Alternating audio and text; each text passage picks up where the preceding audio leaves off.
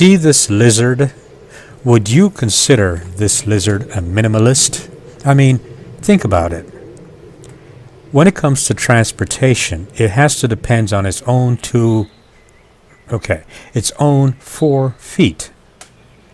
Not this year's model of a shiny new car.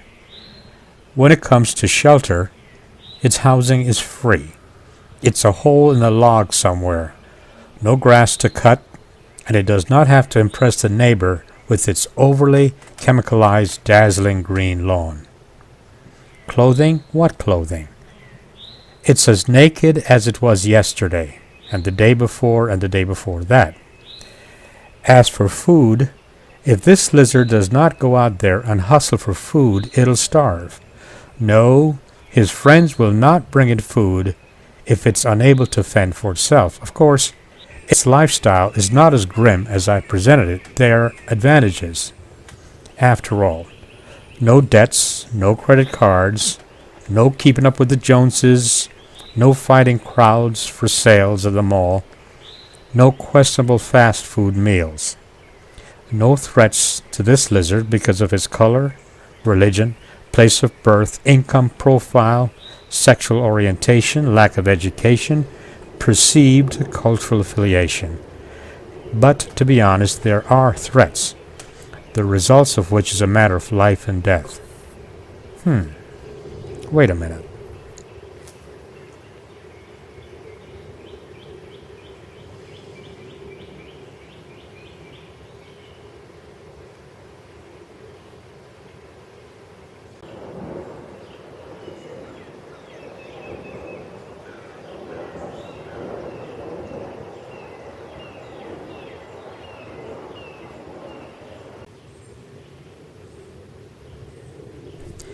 What is this lizard's color, anyway?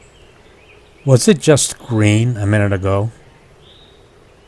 Anyway, I wanted to make a prediction.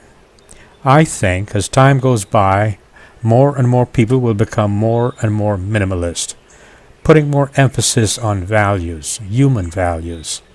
Yes, values rather than money, principles rather than money, ethics rather than money, true friendship rather than money.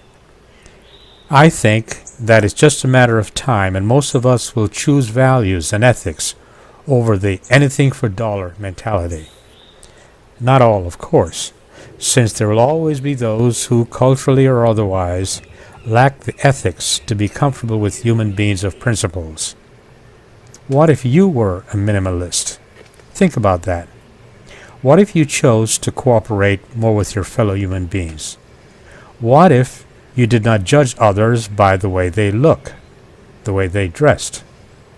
What if we were less competitive, pitting one another against each other just for $1?